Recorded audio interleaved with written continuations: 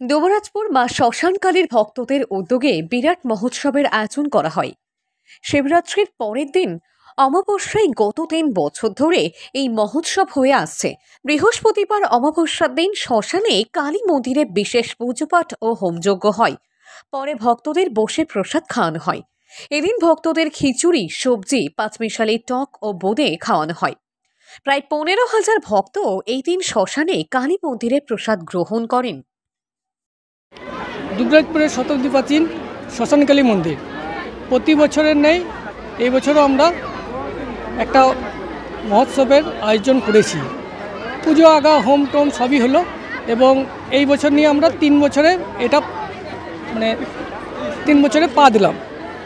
তো আগের বছর আমাদের 10,000 টার্গেট ছিল, এবছর আমাদের 15,000 সেটা টার্গেট।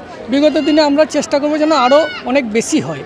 ঠিক আছে, আমরা অনেক জায়গায় যাই, সেখানে ভক্তদের ঠাকুরের প্রসাদ খেয়ে আসি। আমরাও চাইছি যে দুবরাজপুর শুধু নয়, দুবরাজপুর আশেপাশে গ্রাম থেকেও যেন মানুষ এসে এই প্রসাদ খেয়ে যেতে পারে।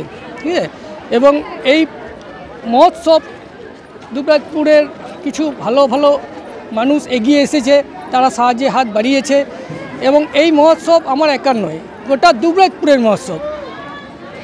সবার প্রথমে কালী মায়ের চরণতলে জানাই শত শত কোটি প্রণাম। তারপর গোটা দুবরাজপুরবাসীকে জানাই অসংখ্য ধন্যবাদ, কারণ আজ এই এত বড় একটা মহোৎসবের আয়োজন আমরা করতে পেরেছি পুরো দুবরাজপুরবাসীর সহযোগিতার জন্য। আজ গোটা দুবরাজপুরবাসী শ্মশানী কালী মায়ের ভক্তরা এগিয়ে এসেছেন, সহযোগিতা করেছেন বলেই আজ আমরা এই জায়গায় দাঁড়িয়ে 15,000 ভক্তের খিচুড়ি ভোগের ব্যবস্থা আমরা করতে পেরেছি। সেই জন্য আমি আবার গোটা দুবরাজপুরবাসী শ্মশানী কালী মায়ের সমস্ত ভক্তদেরকে আবার আমার অন্তর থেকে প্রণাম এবং আন্তরিক শুভেচ্ছা, অনেক অনেক ভালোবাসা। আজকে প্রসাদে মায়ের খিচুড়ি ভোগ, পাঁচমিশালি একটা টক আর একটা পাঁচমিশালি একটা সবজি আর বোঁদে। এটা আমাদের পূর্বপুরুষেরা অনেক বছর থেকেই করে এসেছে, কিছু কারণে মাঝে বন্ধ হয়ে গেছিল।